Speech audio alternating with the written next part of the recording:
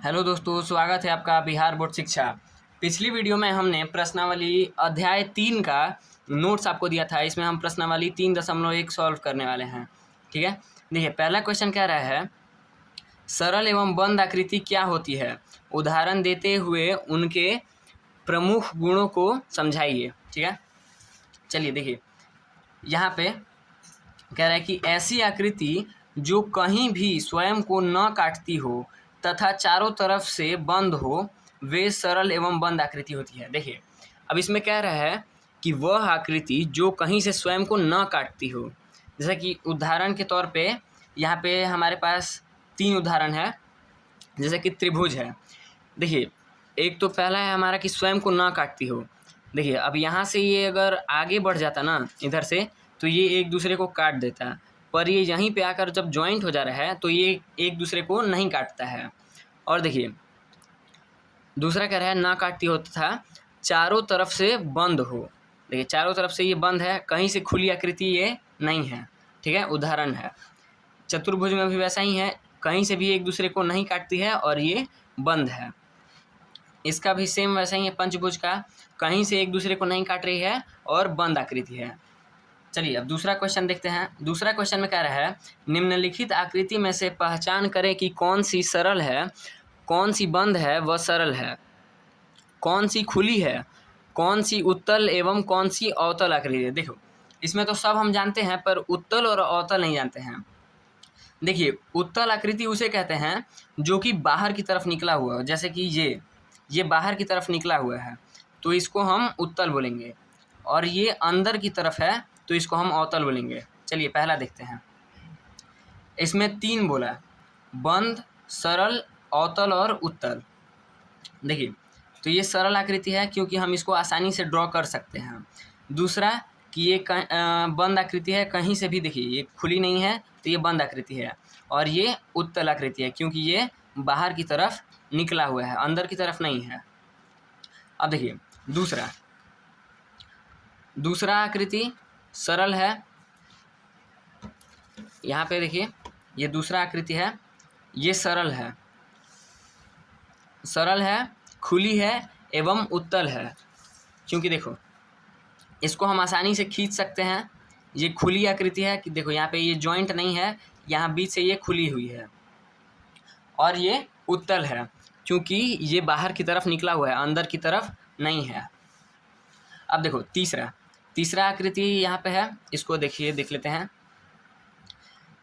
तीसरा में यहाँ पे कहता है हमारा कि कौन सी बंद है, सरल है, उत्तल और अवतल है। ठीक है, देखिए अब इस आकृति को देखिए, ये तो ना ही सरल है ना ही उत्तल अवतल है, ये सिर्फ खुली आकृति है। ठीक है, सिर्फ खुली आकृति। यहाँ पे हमने सिर्फ एक समझाने के लिए लिखा है तो इसको आप नहीं लिखेंगे। ठीक है, सिर्फ ये खुली आकृति है। चौथी आकृति देखो, चौथी आकृति ये है। ठीक है, अब देखो ये सरल है क्योंकि हम इसको आसानी से ड्रॉ कर सकते हैं। बंद आकृति है और ये अवतल है, देखो क्योंकि ये अंदर की साइड है ना, अंदर की साइड है तो ये अवतल है। सरल आकृति, बंद आकृति और अवतल आकृति। अब देखो यहाँ पे लिखा हुआ है कि नीचे दिए गए बहुभुज का नाम लिखें तथा उनके सभी संभावित विकर्ण खींचिए। देखिए ये तो बोल रहा है कि पहले इसका नाम लिखिए, तो इसका नाम हम देखिए 1, 2, 3, 4, 5 और 6, जिसमें 6 भुजा है उसको षष्ठभुज कहते हैं हम। ठीक है, षष्ठभुज। अब इसमें विकर्ण कितने होते हैं तो आपको याद रखना है कि षष्ठभुज में 9 विकर्ण होते हैं। अब देखिए कैसे, हमने यहाँ पे एक फिगर बना के रखा है। देखिए जो आप खींचे ना सिर्फ वही विकर्ण होता है, ये नहीं कि हम यहाँ पे ये A, B, C, D, E और F देखिए मान लिए, तो अब A और B को हम विकर्ण नहीं मानेंगे क्योंकि ये पहले से जुड़ा हुआ है। हम A और C को विकर्ण मानेंगे क्योंकि हम इसको जोड़ेंगे। देखिए यहाँ से A और C जुड़ते हैं, AC पहला विकर्ण, फिर A और D जोड़ते हैं तो AD दूसरा विकर्ण, फिर देखिए A और E जोड़ते हैं तो AE पहला विकर्ण। अब देखिए इससे 1, 2 और 3 सिर्फ 3 ही विकर्ण बनेगा, F भी नहीं बनेगा क्योंकि ये डायरेक्ट इससे जुड़ा हुआ है। ठीक है। अब बी से देख लेते हैं। बी से हमारा बी डी बनेगा, यहाँ पे बी और डी, बी ई और बी एफ, ठीक है। बी एफ आमने सामने है सब तीनों। और उसके बाद सी ई, ठीक है, सी ई आमने सामने, सी ई, सी एफ, ठीक है। हम सी ए नहीं लिखेंगे क्योंकि यहाँ पे ए सी लिखा चुका है, जो एक बार लिखा चुका है हम उसको दोबारा नहीं लिखेंगे, ठीक है। तो सी एफ तक, उसके बाद डी देख लेते हैं, डी एफ, ठीक है, यहाँ पे डी एफ लिखा गया। उसके बाद देखो डी एफ, अगर डी ए लिखें तो यहाँ पे ए डी पहले से लिखा चुका है, डी बी लिखें तो यहाँ पे बी डी पहले से लिखा चुका है, ठीक है। इसमें टोटल 9 विकर्ण होते हैं। अब अगला प्रश्न देखते हैं। देखिए अगला प्रश्न लिखा है, नीचे के चित्र में कुछ कारें खड़ी हैं, बीच में चौकोर आकार का मैदान है, बताइए कि कितनी कार बहुभुज मैदान के अभ्यंतर भाग में है, कितनी बहिर्भाग में है। देखिए अब बता रहा है, इसमें सिर्फ नॉर्मल सा है कि यहाँ पे एक चौकोर आकृति बनी हुई है, आकार बना हुआ है, आकार का मैदान है ये, ठीक है, ये मैदान है, ये मैदान है, ठीक है। इसके अंदर यानी अभ्यंतर, देखिए अभ्यंतर कहाँ है, अभ्यंतर यहाँ है, ठीक है। अभ्यंतर यानी कि अंदर में कितनी कारें खड़ी हैं, और देखिए कितनी बहिर्भाग में यानी कि बाहर के भाग में। तो हम लिखेंगे अभ्यंतर और गिनिए 1 2 3 4 5, टोटल 5 है, और बहिर में है 1 2 3 3। तो ये हमारा क्वेश्चन सॉल्व। अब देखिए 5वां नंबर क्वेश्चन कह रहा है कि नीचे के 2 कॉलम में से एक में बहुभुज का नाम तथा दूसरे में उनके अंतःकोणों का भुजाओं की मापों का योग दिया गया है। बहुभुज का नाम को उनके अंतःकोणों के मापों का योग से मिलान कीजिए। देखिए अब यहाँ बोल रहा है कि 2 कॉलम दिया हुआ है और दूसरे कॉलम में उनका अंतःकोण भुजाओं का माप यानी अंतःकोण यानी भीतर के भागों का माप दिया गया, मापों का योग दिया गया है, ठीक है। तो इसको निकालना है। देखो इसका निकालने का एक फॉर्मूला होता है, ठीक है। हम फॉर्मूला जानते हैं कि 2 ब्रैकेट में n-2 मल्टीप्लाई 90 डिग्री। देखिए त्रिभुज में 3 कोण होते हैं, तो 3, तो हमारा 3 और 2 घट गया, तो 2 गुने 1 मल्टीप्लाई 90 डिग्री, ठीक है। अब 2 गुने 1 तो यहाँ पे 2 गुने 90 इज इक्वल टू 180 डिग्री, ठीक है। यानी हमारा त्रिभुज का निकला 180 डिग्री।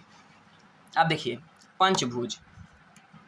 पंचभुज में भी n के जगह पे 5, क्योंकि भुजा इसकी 5 है, तो 5 में से 2 घटा तो 3, ठीक है, 3 और यहाँ पे 2 है और यहाँ पे 90, ठीक है। तो 3 2 5 गुने 90, तो 9 पचे 45, ठीक है, 9 पचे 45, ठीक है। तो यहाँ पे 450, पंचभुज का 450। अब देखिए ऐसे ही सप्तभुज का है, n के जगह पे सिर्फ हम 7 दे देंगे, तो 2 मल्टीप्लाई 7 में से 2 गया 5 गुने 90, ठीक है। और 5 दूनी 10 गुने में 90 डिग्री, ठीक है। तो 9 एकम 9 और यहाँ पे हमारा 900 डिग्री, यानी सप्तभुज का हमारा 900 डिग्री, ठीक है। अब देखिए, ठीक है, अब देखिए 9 भुज का भी ऐसे ही 2 गुने 9 में से 2 गया तो 7 गुने में 90, 7 दूनी 14, 14 मल्टीपल 90 126, ठीक है, 126 126, ठीक है। पर यहाँ पे 0 हमारा आ गया, तो 9 भुज का हमारा 1260 डिग्री। अब देखिए यहाँ पे अष्टभुज का दिया हुआ है, अष्टभुज का भी वैसे ही सॉल्व करेंगे। 2 और 8 में से 2 गया तो 6 गुने 90 डिग्री, 6 दूनी 8, 9 8 72, ठीक है। अष्टभुज का भी ऐसे ही निकला 72 है, यहाँ पे 72 है, ठीक है। देखिए अगर हम इसको थोड़ा दिमाग लगाएं तो हमारा ऐसे ही सॉल्व हो जाएगा, ठीक है। क्योंकि देखिए 80 यहाँ पे त्रिभुज सबसे छोटा है, तो हम मान लेंगे कि सबसे छोटा त्रिभुज का ही डिग्री आता है, 180 मान लिए। उसके बाद है पंचभुज। पंचभुज का देखेंगे कि इसके बाद कौन सा बड़ा है, ठीक है, तो 450 डिग्री, ठीक है। फिर यहाँ पे पंचभुज के बाद यहाँ पे है सप्तभुज, ठीक है। सप्तभुज का हम सिर्फ इमेजिन करते हैं, लेकिन हमारा ये करना जरूरी है। देखिए अगर यहाँ पे हम करते हैं सप्तभुज का और अष्टभुज का, देखिए अष्टभुज का तो कम आ रहा है पर सप्तभुज का ज़्यादा आ रहा है, ठीक है। अब चलिए 6 नंबर जानते हैं। यहाँ पे कह रहा है एक बहुभुज के अंतः कोणों के मापों का योग 540 डिग्री है, उसमें कितनी भुजाएं हैं बताइए, ठीक है। वैसा ही हमारा है, एकदम बिल्कुल सेम फॉर्मूला है, ठीक है, इसका भी सेम वैसा ही फॉर्मूला है। अब देखिए यहाँ पे हमको n पता नहीं है कि n का कितना पे है, ठीक है, तो हम इसको रखेंगे। तो यहाँ पे हम 2 को n और 2 से गुना करेंगे, देखिए तो 2 इंटू n कितना हो गया, 2n हो गया, ठीक है, 2n हो गया। और 2 इंटू 2 बीच में माइनस है तो -4, 2 इंटू 2 4 होता है।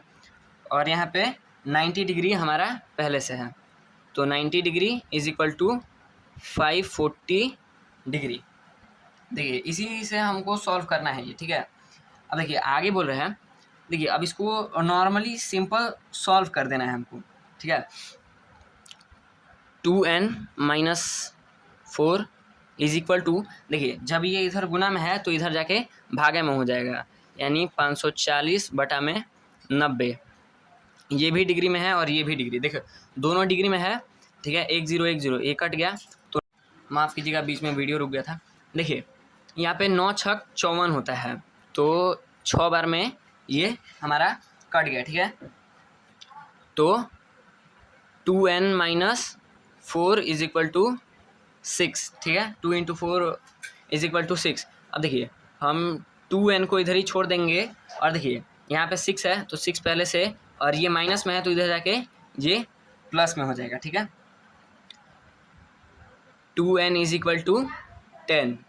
तो अब हमको आगे पता है कि इसको हम कटा देंगे, n इज इक्वल टू 10/2, 2 पचे 10, n इज इक्वल टू 5 हमारा आंसर हो गया, ठीक है।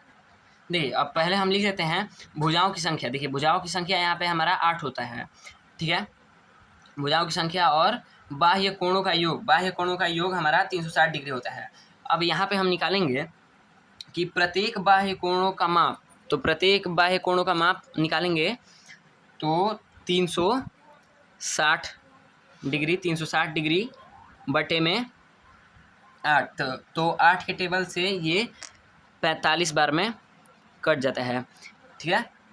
तो हमारे यहाँ पे प्रत्येक बाह्य कोण का माप कितना निकलता है, 45 डिग्री। देखिए अभी ये बाह्य कोणों का माप हो गया। अब हमारा अंतः कोणों का माप, अंतः कोणों का योग। देखिए अंतः कोणों का योग का फॉर्मूला मैंने बताया था आपको कि 2 इंटू n - 2 इंटू 90 डिग्री, ठीक है, ये हमारा फॉर्मूला था। अब देखिए 2 इंटू ये यहाँ पे भुजाओं की संख्या 8 है, तो 8 - 2 ब्रैकेट में 90, ठीक है, 90। अब यहाँ पे हम इसको सॉल्व करेंगे। देखिए 8 में से 2 गया तो 2 इंटू 6 इंटू 90 डिग्री, 6 दूनी 12 और 12 9 108। देखिए 108 और ये दशमलव हमारा यहाँ पे है, यानी 1080, 1080। अब देखिए प्रत्येक अंतः कोण कितने का हमारा निकलना चाहता था, अंतः कोण, ठीक है। अंतः कोण को हम कैसे करेंगे, तो 1080 डिग्री से 8 को, देखिए हमारी भुजाओं की संख्या 8 थी, तो हम 8 से इसको डिवाइड कर देंगे, तो 8 135, हाँ, तो ये हमारा 135 बार में कट जाता है, यानी अंतः कोणों का योग कितना आया, 135 डिग्री, ठीक है, हमारा 7वां का आंसर। और यहाँ पे हमारा 3.1 खत्म होता है। तो वीडियो पसंद आया तो लाइक कर देना, और चैनल पे नए हो तो सब्सक्राइब कर देना। अगली वीडियो के लिए में हम प्रश्नावली 3.2 को सॉल्व करेंगे। तब तक के लिए धन्यवाद।